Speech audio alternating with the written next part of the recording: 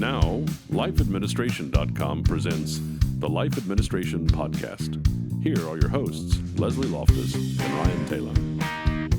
Hello, everybody, and welcome to the Life Administration Podcast. This is episode number 15.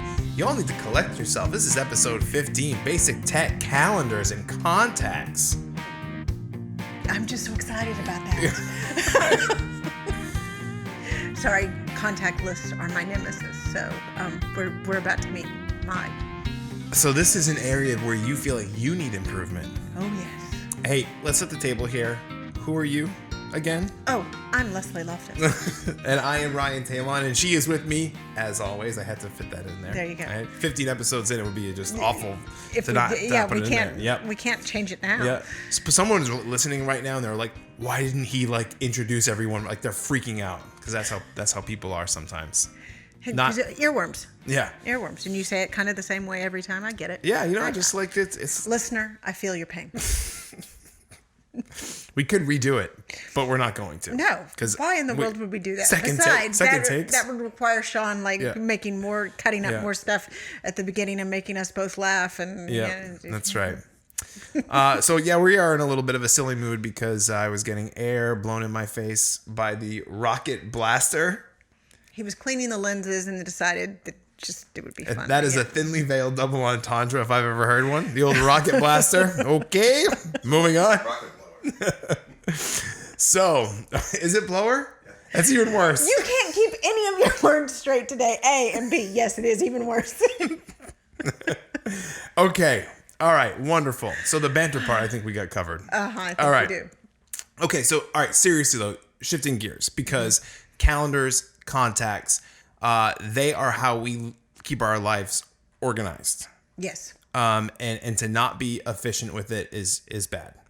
And so the days of having the big calendar on your desk, to me, those days are gone, Yes. Okay. There's even my mother, who for decades had, she got the same calendar every year, and it was a book that laid flat on the desk. She's even gone to digital calendars now. So.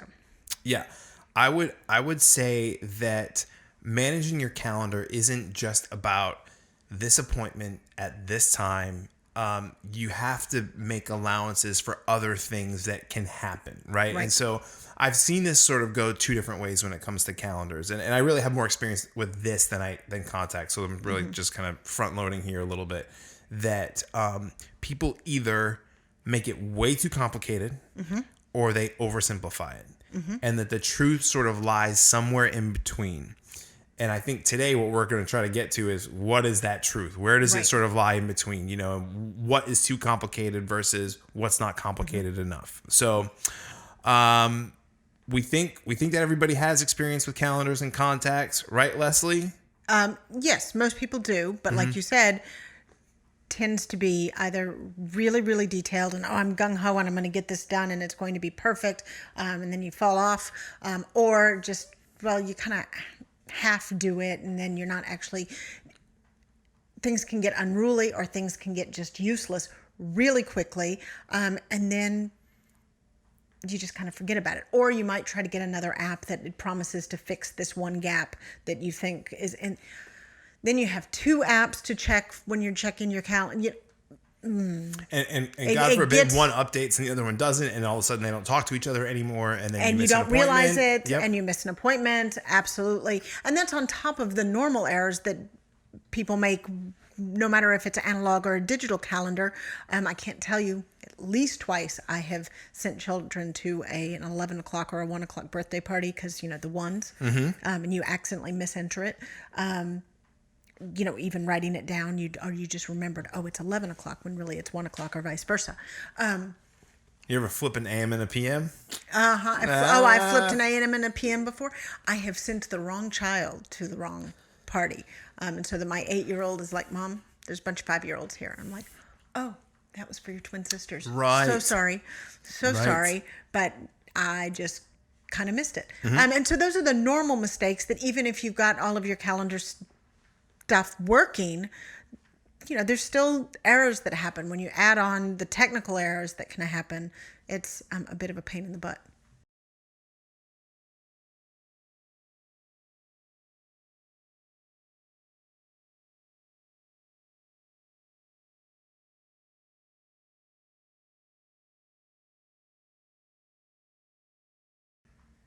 fix that problem.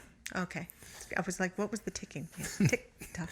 There was some ticking, but that was a metronome, but it's gone now because I wanted us to be speaking in tempo like Shakespeare.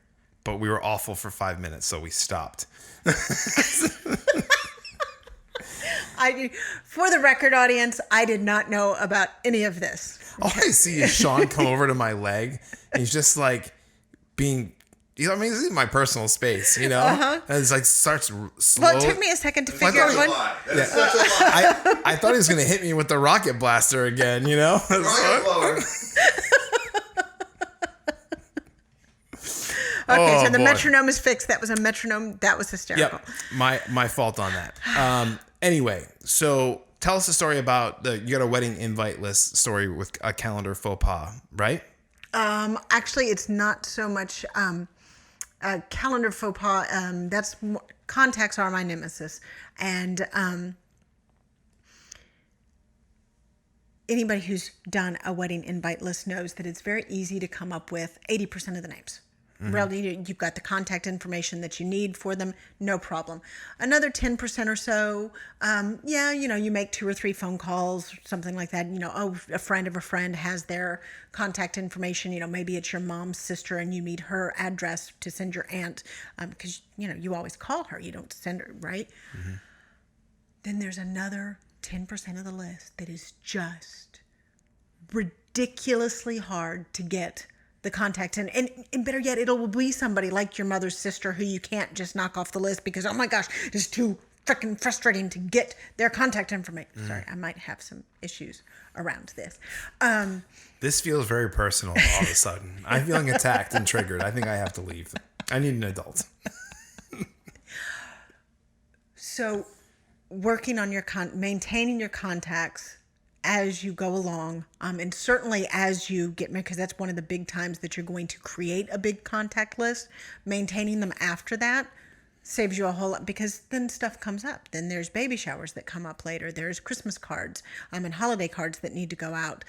Then much later on, when your parents pass away, putting together, it's been a few years since I put together that set of contacts. When my father passed, putting together the notices was a bit of a pain. Yeah, bit of a pain. It sure is. Mm-hmm. So we talked about the pitfalls of calendars and contacts, and so we want to make this better. Right. So let's start with calendars. What goes on this? Like, what goes on this calendar? I mean, like I said before, I've seen it so many different ways where you put every single little thing. Like, I wake up at 7:00, and from 7 to 7:30 I do X, and then from this time to this time I get my workout on, and this right. Like, do we need to go into that level of detail? I have a modification for that, Okay. Because basically a calendar should be all of your appointments. But then there are certain things like if you want to work out every day from 7 to 8 a.m., yeah, you do need to mark that on your calendar so you don't actually accidentally put in an appointment or somebody else, because once you get married or once you have a significant other, then you can push things onto each other's calendars, even if you're just email. Oh yeah, no problem, we can do that. And so then you say yes, and then all of a sudden the rhythms that you've tried to set up get invaded because it's not on, it doesn't appear on your calendar. So what I tend to do is I have 2 basic calendars. I have a family calendar and I have a work calendar. Okay. Then I also have a weekly, I call it weeklies. And so the rhythms that we talked about in the to-do list minicast of, okay, so Monday is laundry day, Tuesday. Okay, that's on my weekly calendar. Things like workouts that are set, any meetings that I have that are, and I mean like personal trainer meetings, Sure. that kind of thing.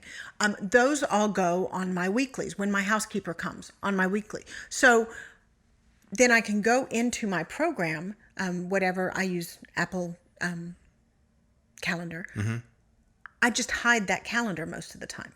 Now it's still in there. So when, say, I'm trying to figure out if I'm free or not, it will notify me that, you have a conflict at this time, A. Mm-hmm. B, if I'm trying to figure out if I'm free or not, all I have to do is hit the calendars menu down at the bottom, click my weeklies back on and make sure whatever I'm doing is not conflicting with my weekly thing. But I don't want it cluttering up my schedule all the time. I certainly don't want it sending me alarms all the time.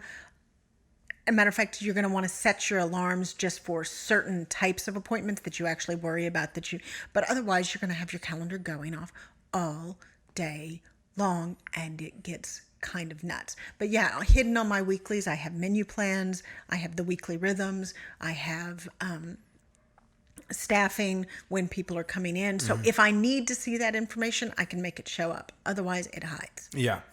So I think one of the pitfalls of calendars is, and we laughed about it earlier, but this idea of garbage in, garbage out, right? Yes. So, and I think a lot of times, for me anyway, when I had made those garbage mistakes, and one that is coming to my mind right now is that I accidentally hit some reoccurrence for an appointment that did not reoccur. And I'm telling you, every Friday at 5:30, it hits me. And every week, you know what I do? I dismiss it instead of going in there and fixing it. You need to go in there and I know I'm preaching to the choir here, and I mean it drives me nuts, but it's always like I'm driving or something where I'm not in a position to be able to do it. But you got to keep these things clean. Secondly, on your life administration day that we talked about on Creighton, that's the day that you would go in and do your calendar maintenance. Yeah, that's perfect. Yeah, and really, if you're doing it weekly, you need 10, 15 minutes. It's just not that bad. Because you're not going to be making these mistakes all of that often. But when you do make a mistake, definitely correct it as soon as possible. The second thing comes down to scheduling. Now, when I was in the corporate world, I believed that I needed to have every minute scheduled every single day. So what I mean by that, Lord, no. Yeah, so what I mean by that is you need to allow space in between appointments. You never want to be in a situation where you've said something like, "Oh, I only have an hour for this meeting," but then at minute 58, something incredible happens, and you have to whisk out the door. Really, because you're thinking, "Oh, in 5 minutes I have this other thing that I have to start." Right? You become a slave to the tool, and not the other way around, right? The tool should be helping you. You need to build in some margin of error. Mark for edit because the doorbell just rang. I can't believe they didn't bark.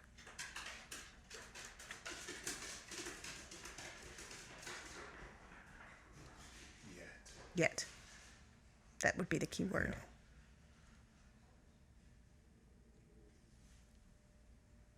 I'm waiting. Okay. Maybe all right, let's go for it. All right. You need to build margin for error in on your calendar. One, because there's things like transitions. You need to have time to transition mentally from meeting A to meeting B. You might need time to physically transition, from meeting A to meeting B. Also, you just need a little bit of breathing room because you don't know when that wonderful thing happens. Absolutely. B, sometimes you need a little bit of mental space. You need some time to just say, okay, and this is true whether you're in the corporate world, whether you're working at home, whatever it is, you can't or you shouldn't back-to-back schedule everything. There might be a day here and there, or maybe you've got this big project maybe there's a week. Jim's getting ready to go into trial. During trial, I am quite certain that his day is scheduled like that. But one of the reasons why he's so exhausted at the end of trials and he's got a ton of emails to deal with is because he didn't have time to deal with those. Right. Yeah, so there will come times, I'm not going to say never do that. There will be times that you need to be that productive. You need to be that on, but you can't sustain it forever. And you need to build in margin of error. Yeah, downtime is critical. I'm a music teacher, obviously, and my lessons typically last an hour, but I always schedule them for 55 minutes because I don't ever want to feel like that last 5 minutes, I want to write homework down. I want to get feedback from my student. Sometimes I just want to talk to them about what's going on with their life. I want to connect with them and build a relationship and stuff. And I'm not going to build relationship with student for 10 minutes in my calendar because there might be a week when the girls come back from camp, we are going to talk about camp and the cruise and all that sort of stuff. Right? That's going to be a topic of conversation. But 2 weeks from now, we're not going to be talking about that. It's going to be let's do the song, dude. I got to go. I want to go play with some friends. I'm out. Right. So it's just sort of understanding that. I think that's really, really important. And I wish that somebody had told me earlier that you need to build that margin of error in for your own health. And just sometimes you got to zigzag. I know that better than anyone. Right. So sometimes you got to zigzag. And if you don't have any sort of buffer in there, if you don't have any room in there, you're going to be in trouble. I even and this is again for me, so this might be just somebody that is in my kind of profession where their schedule varies so much, but having a time that I reserve that this is just for when things go bad, right? Like just having this time where it's like, okay, this student got sick, but we got a recital next week. I got normally I wouldn't be able to see them, but Saturday mornings from 10 to 12, those are my makeup times. And so if I'm able and I'm not going out of town or something, I throw you in there, So whatever that looks like for you, having just that little pocket of time, I think. Well, I've got it in the weekly cadences.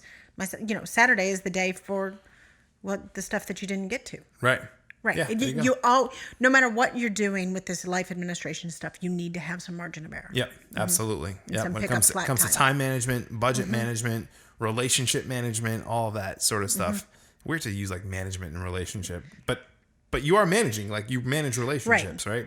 You invest a certain amount of time in them, and they, in turn, invest a certain amount of time in you. So, in any case, how many calendars? You said 2 calendars, right? You have in general, family and work. Because if you try to break it down a ton more, early on, I tried to break it down by individual family members. So, but then I'd find that this event, 2 of them are invited to, and then I tried to have one just for the twins. So I had the twins, and then eldest daughter, son.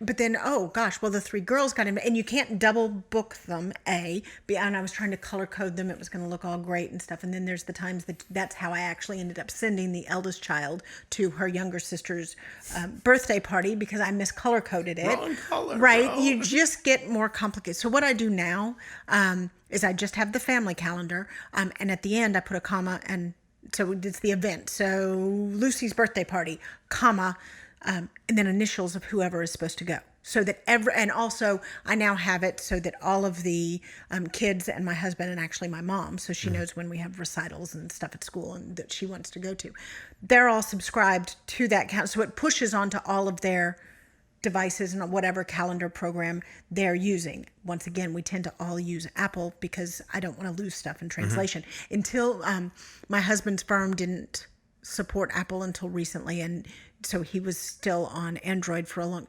and it was we were constantly having to update him about what was going on in the calendar because they couldn't talk. Right. And then there's also lots of security software on law firm stuff because you're not supposed to be. They don't want accidental oversharing, right?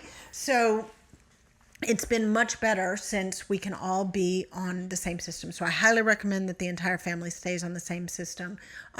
But don't get it overcomplicated with multiple calendars for different people. And I even tried at one point, I tried work, family, school. But frankly, so much school was really family. I do have a birthday calendar so that I, just the birthdays for the family that comes in. And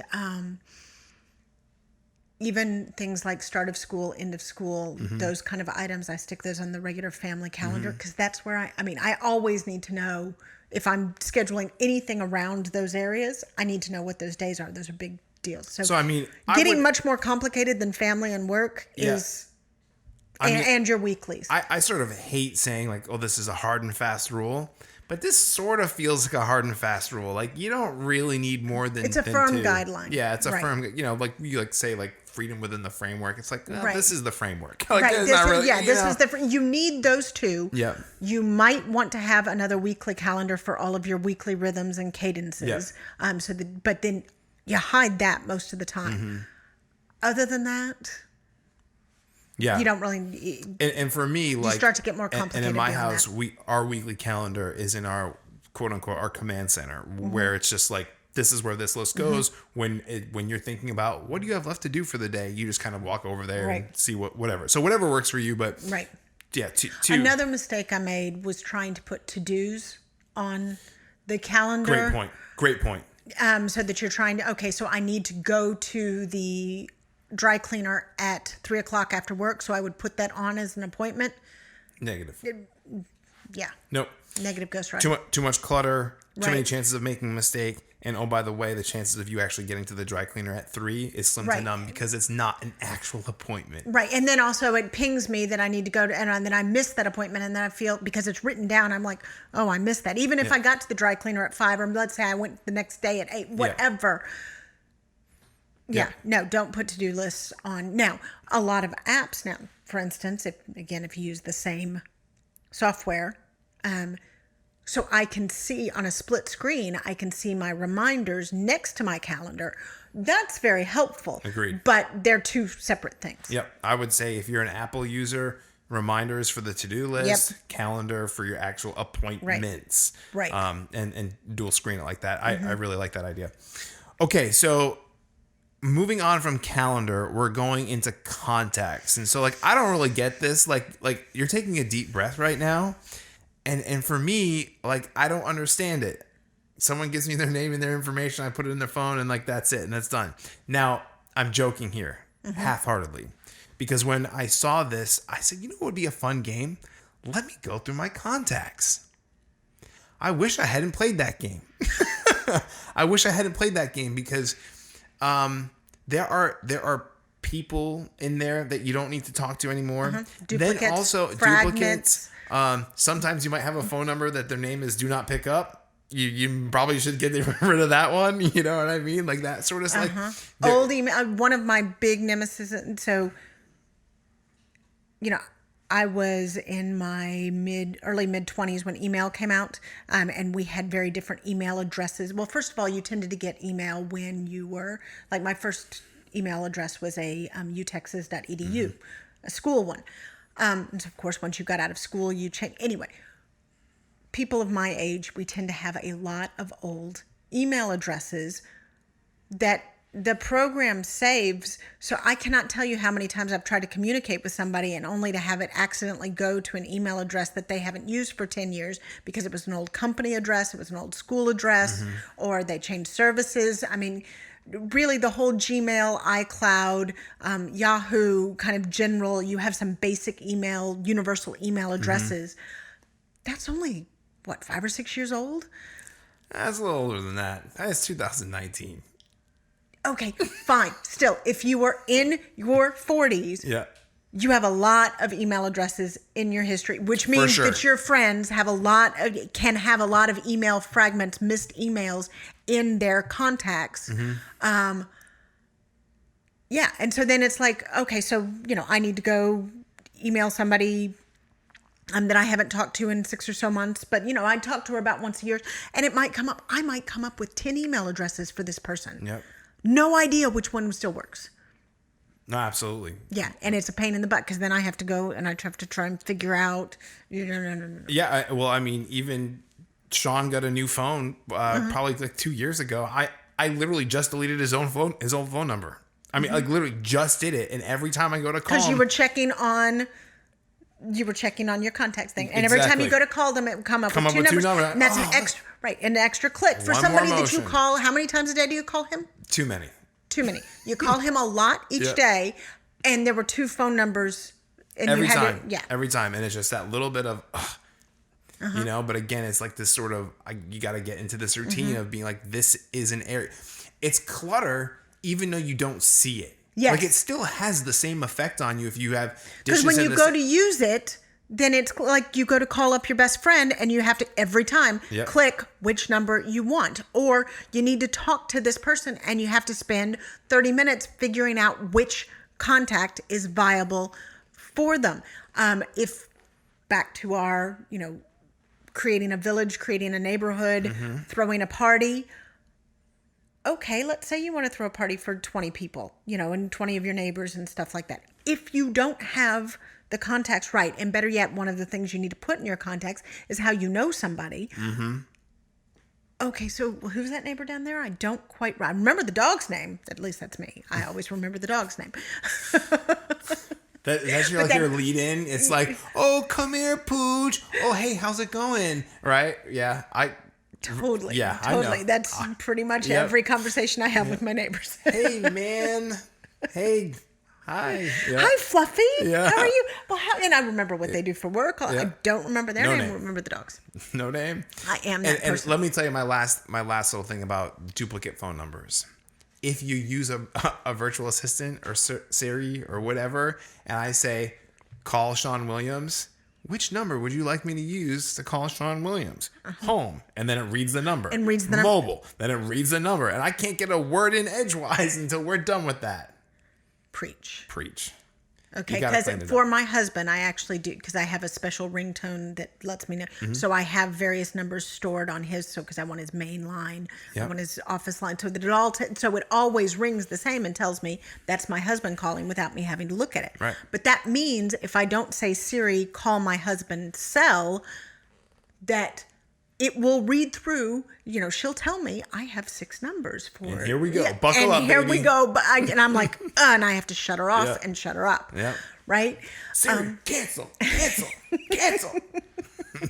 Precisely. Yes. Precisely. So I think we need to cover what we need to put in Yes, context. Because absolutely. I have been through, I am sorry to say, I have tried various address books and contact programs, and they fall prey to the calendar thing. They're either not functional enough, which is the Apple Basic one. It just doesn't have the functionality that I want, which is why I've gone looking for others. And the other ones are so freaking complicated, and they pull so much data from other things. I mean, they make it harder to find duplicates. Yes, so I fully regret trying to reach out. So I have gone back to just using the basic contacts, but I use them a little bit differently. The functionality that I actually want is groups. I want to be able to say, okay, who are my neighbors for, this address? So I want to have a group for my neighborhood here at I'm trying to figure out what to call it. At Brown Chair. My neighborhood's name is Brown Chair. You just make that up? I just made that up because there's a Brown Chair over Got there. it. That was exactly. like a Kaiser Soze moment. Instead of using groups, because they're just not functional on this, they're fine on the desktop, but on this, they're almost useless. I use hashtags in the notes section. Yeah. So have a hashtag for if this person is somebody that, provides you services, or as a company that provides you services, neighbors, anything that you need, church friends, the children's school friends. Again, I use their initials and school friend. And that way, if I ever need to know, okay, who are Peyton's, who do I need to contact about, Peyton's volleyball game? I can just do school, Peyton, and it'll come up with the contacts that I have for Peyton's circle. That's actually really brilliant. I've only recently come up with it too, and let me tell you, it's helping a ton because groups were driving me. Man, we should have led with that. Crazy. That was so good. That's a great tip. No, because I'm thinking like sometimes I'll search for a contact or something like that. And Right. I wish that, for example, students' parents. Boy, I wish Yes. I had a group for student parents. You know what I mean? Where instead I'm manually going in there. If I have to cancel lessons for a day, I mean that is effort to go through and You grab. need to have a group Yes. text list anyway. I You need to set that up. I do, but the issue that becomes is that because days will be so flexible sometimes that I won't I'm gonna be here on Thursday, Right. But the person that I see before you on Thursday, and the Not person always the that I see same. it's not gonna be the same. And So- you don't want to mass email or Right, 'cause text I don't all like- of us 'cause, yeah, I just wanna for just- a Thursday change Right. when they're on Tuesday. And Right, they're what like, do they dude. care? Right. So for me, that group thing that you just suggested is perfect because I would just go student parents. Okay, I have this person, click, click, click, bang, off we go. Bing. That's And good. it also, the nice thing about using the hashtags, then you're not at the mercy of the programmers. So Very whenever true. they go off and change something about how they do groups and stuff, just hashtag it. Yeah. Just hashtag Yeah, it. you control your own As destiny far there. as what you need for basic information now, and this has changed a lot because it used to be, for instance, when I was first getting married, and I found this very frustrating about address books at the time because they didn't really understand families, because the way when you did a little black book, my mom's neighborhood book, it was done by family. Now you need to do it by individuals. Right. And you can actually, there's options to put things in relationships, and I probably would only do spouses and children, except for your own family, because I want to be able to say, hey, Siri, call my sister-in-law. Sure. And it will know which, it knows right.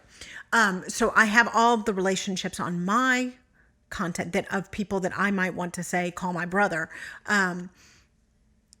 But otherwise, for every entry, you need name, like how I tend to use the department for this, like how the person, and one email, one phone number. Right. And their mobile phone number, not their home phone number, unless they're over 70. Right. Because nobody else. Oh, sorry. So my husband and I have gotten into this really silly show, Brooklyn Nine-Nine. And I'm sorry, I was cracking up not long. Did you watch it yesterday? Yeah, watched it yesterday. Not the new one. I mean, we're like way back in season 2. Yeah, but that's the show that Laura and I are going to watch because because we had this whole conversation about New Girl yesterday, and they're anyway. Yeah, cool. I'm glad you're watching it. Yeah, I'm gonna watch so it we too. are. But my voicemail says, don't leave me a voicemail. Just send me a text. It sure does. It sure does. Great one. The sarcastic gal in the thing. She's like, there's a time when her voicemail comes up, kind of on one of those voiceover things. She goes, yeah, you can leave me a voicemail, but I'm not going to check it because it's not 1993 anymore. Yeah. Sorry, it cracked me up. Yep. But yes, most people don't. I mean, Jim and I are older holdouts. We actually do have a landline, but we use it mostly for other things, like nobody calls on it. Mobile number, one email. Right. I mean, unless you have a work reason, specific reason that you need to have a specialized email for that person, work mobile number, one email. And I would That's it. also make the suggestion, like, if you have an email name that you're not super excited about, like, just go change it now and get it over with. Absolutely. Right? Nobody wants to see Big Pimpin' 2719, right? At No, hotmail.com. We did. We had all sorts of. I knew it. Is that Sean's? No. No, it's not. It's not. It's just it's a Hotmail joke, really, more than anything else. Yeah. Fun inside joke. But we did. We had cute names. Yeah. Here's a fun word in the year I was born. Awesome. Yeah, cute nicknames, all that. Because email was a cute novelty when it first came out. And it wasn't, my brother's name is Trey, and his email for the longest time was I am lunch tray, spelled Tray, It was funny. About the time he started to go to work for real places, well, you need to change that email. My first email was RideDog77. So, yeah. Oh, we will have to tell the Ride Dog story sometime. I'm sure it'll find a link in the show notes someday. Yes, exactly. There will be a Ride Dog story. Anyway. And then the other thing you need is an actual snail mail address, because there are times that, and especially when you're talking about older people and family members, that you need to send snail mail. Yeah, absolutely. I don't know if we have. Oh, actually, no. One more thing. We just got to talk about management of these things, right? So, really, for your contact list, like, how often should you be going through there and like managing the process? And is this like a weekly rhythm thing, or what does this look like? The first couple, like the stage that you're now at, when you've just gone in and you've looked at it and you've shedding said, tears. Oh, yes, and you're just like, oh, this is terrible. Okay, the first time you go to manage it, bank on at least a couple of hours, maybe even over a couple of days. Okay, pain in the tushy the first time you do this, because you also kind of need to do it in one sitting, because you kind of need to get your, how you're tagging, because you don't want to tag it one way and then tag it slightly differently for the same category, and you don't want to have to go back and check. It's easier to do it in one sitting. The first sitting is painful. After that, contacts really monthly. I'm now at the stage where I do it twice a year. So I tend to do it sometime in the summer when I've got a lull time, and right before the big holiday push, when I know that I'm going to be sending out party invitations and holiday stuff. But I try to do a preliminary cleanup like I was doing it last week, actually.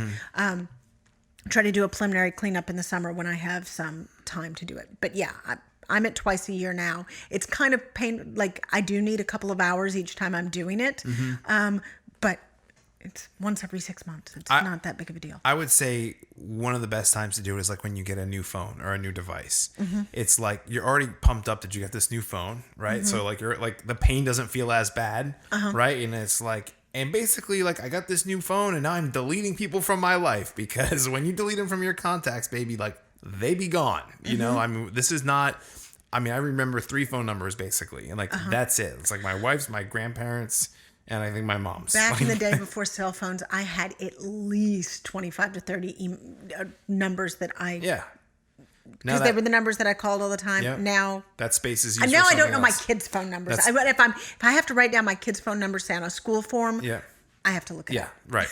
So I think that's a really good time when you get a new phone. You're excited. You can go through there and just and move on. And that's a kind of like a nice launching point. You know, I mean, people are getting phones typically once and every 2 years. you want to play with it. Yeah, you want to play exactly. So it's a good time to do that. Calendars are more once a week. Yes, calendar. But same thing. Setting up your calendar at the beginning, painful, time intensive. Pretty much everything in life administration to get it set up right the first time so that you can start to get the dividends from efficiency. Very time intensive. This might be because I'm old school, but calendars on a computer are a lot easier and a lot faster than a calendar on a phone. So what I mean is it's no big thing to like add something to your calendar on a phone. That's no big deal. But this first sort of like initial... Absolutely. Matter of fact, I recommend don't even use a tablet. I know. Yep. No, I agree. You want a mouse and key. You want that old M&K, baby. Yeah. Mouse and because you want keyboard. the full operating system. Yep. Totally. Absolutely. And then the last thing that we have on contacts is, and I really thought this was a great idea, this archival address book thing that you're talking about. Well, I'll just let you talk about it because I think it's really cool.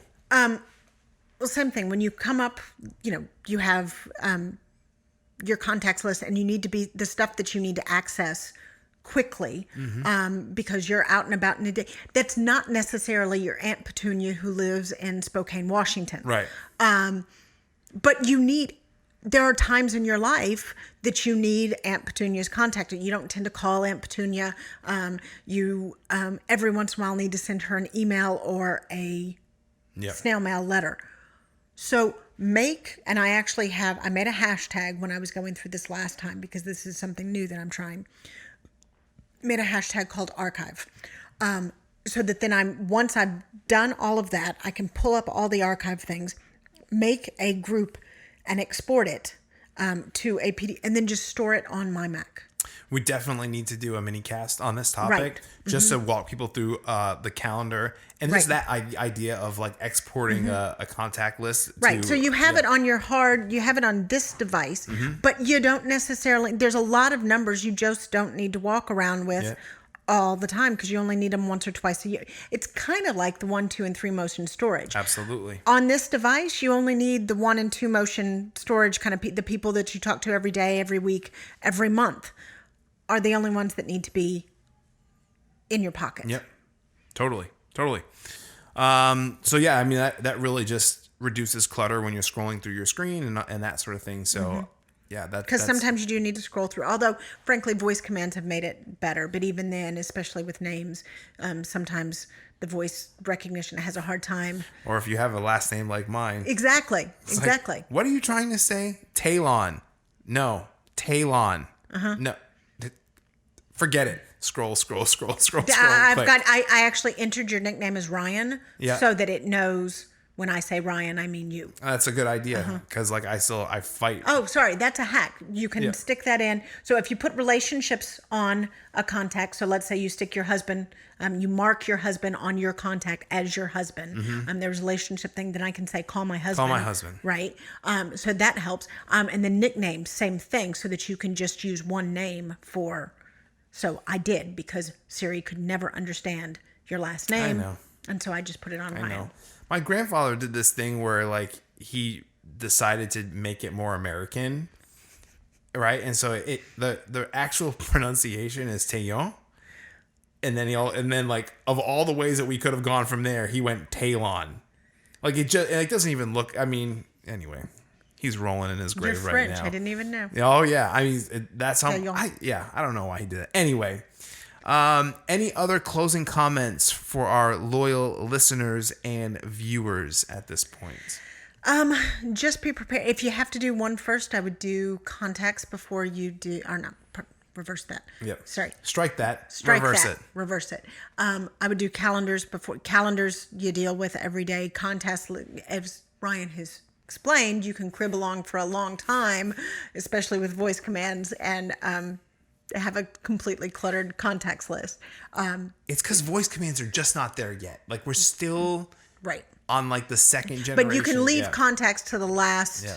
The last bit of life administration, cherry on the top that you put, it can be cleaning up the contacts list. And I would say when you go get a new phone, just put that, mark it down somewhere. When I get a new phone, I'm going to go through my contacts, and that's a great launching point.